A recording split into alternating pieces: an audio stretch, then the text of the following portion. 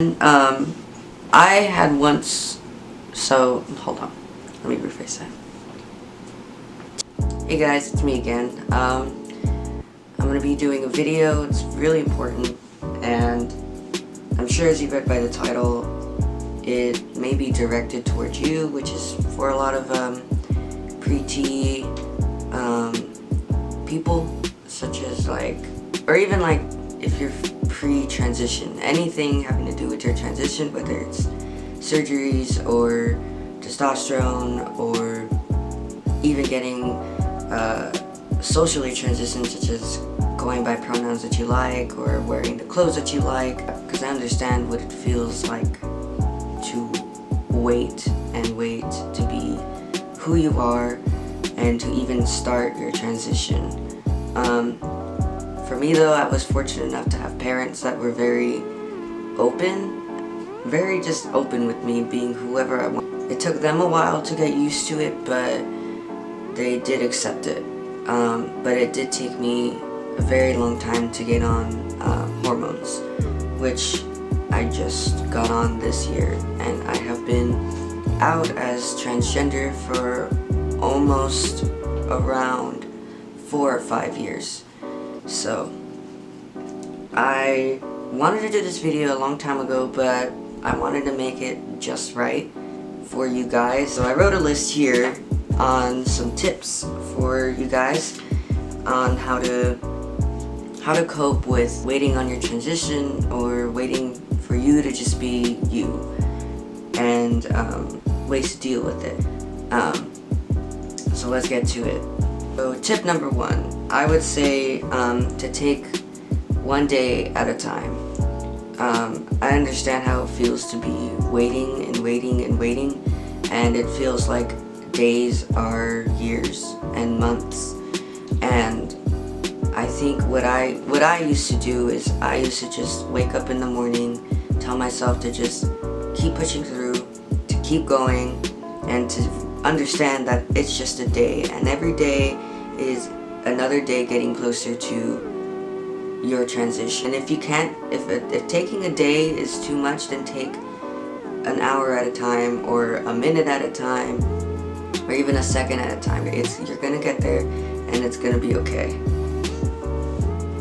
For tip number 2, understand that this is just temporary. I'm sure you guys know that, and it's in the back of your head. For me, it was always in the back of my head, I know this is just temporary, but it's a good mindset to stay in, because understanding that this right now is just what it is, and that later on things are going to be so much different, things are going to change drastically, and things are going to get a lot better. This is just a now, and later on things will be completely different, and I promise you it will, because right when I got on hormones, everything changed. Everything just drastically got better. Where I was before, it wasn't even relevant anymore. I kind of forgot what it felt like before. All that temporary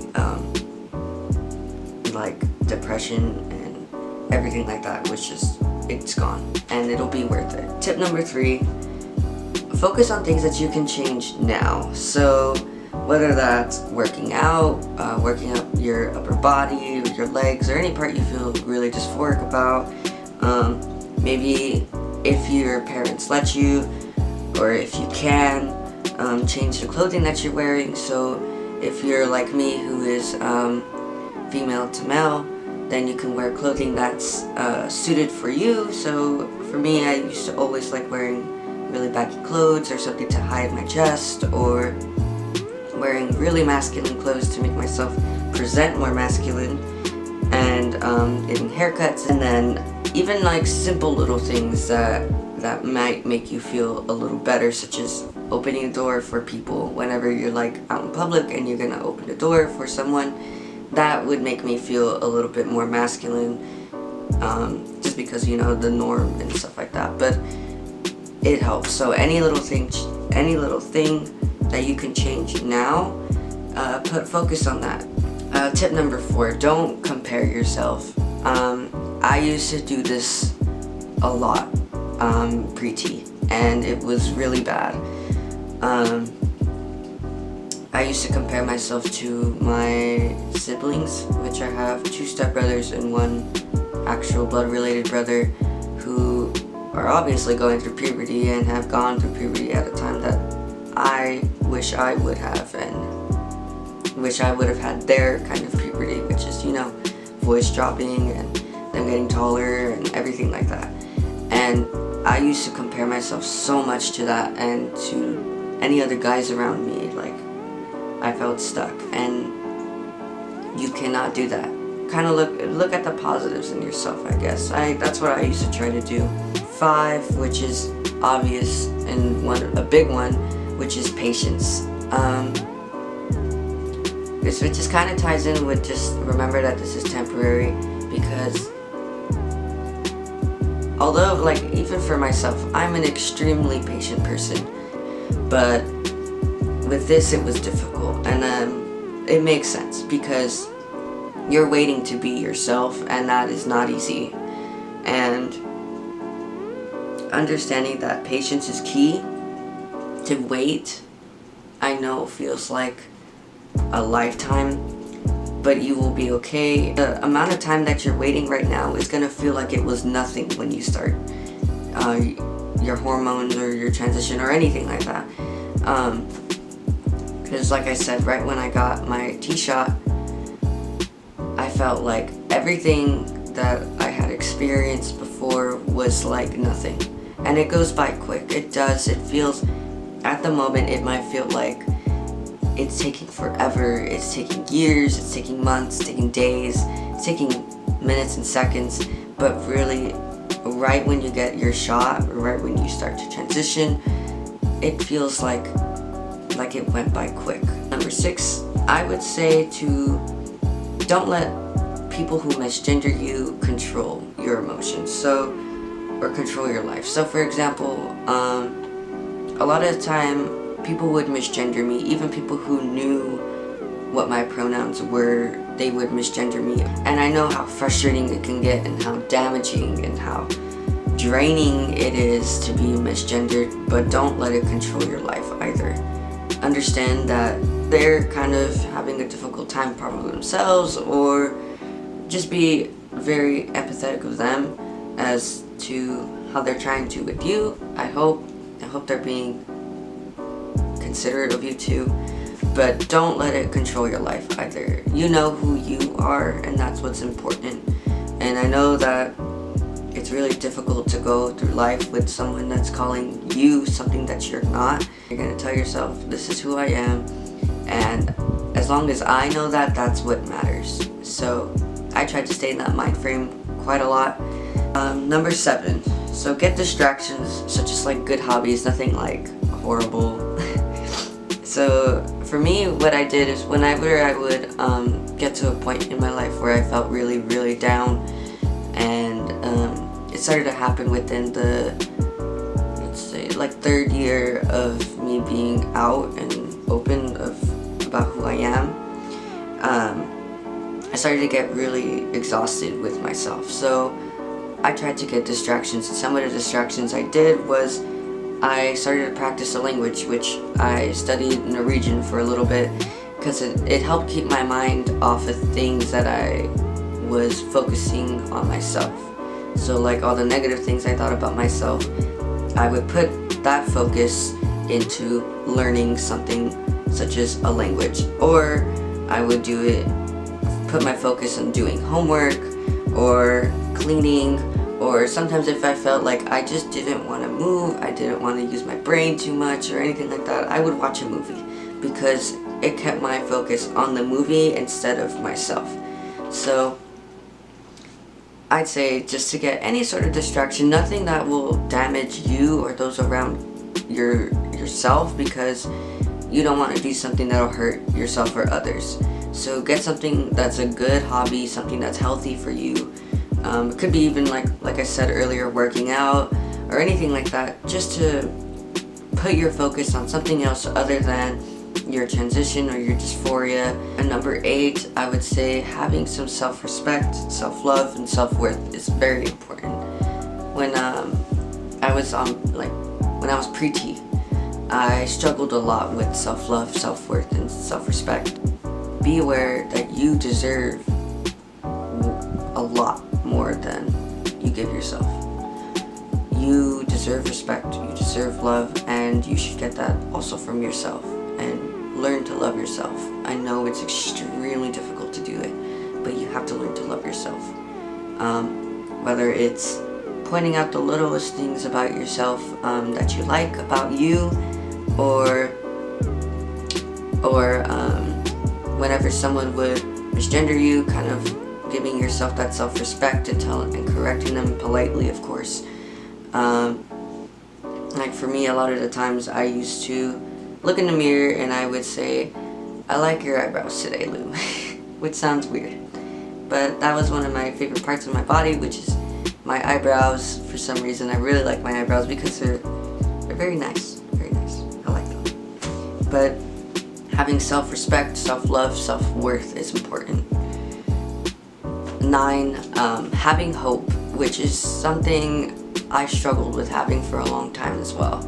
Because there came a point in my life where at the start I was very hopeful. I was hoping that I was going to start T soon, and then I was going to transition fast, and maybe the years were going to go by really fast. And now that I look at it, it did, but at the time it didn't. And after so many years of waiting, it really brings you down. It really brought me down. And throughout all that time, I started to progressively lose hope. And what I would like to tell you now is don't lose that hope. I had got to a point where I just felt hopeless, completely hopeless. And I felt like I didn't even want to go outside. I didn't want to talk. I didn't want to do anything because of how hopeless I felt. And don't do that. I know it's really difficult, but you need to stay hopeful. Remember, like I said earlier, this is just temporary. Have patience. Understand that you're gonna be okay, and just continue to have hope. You will be yourself one day.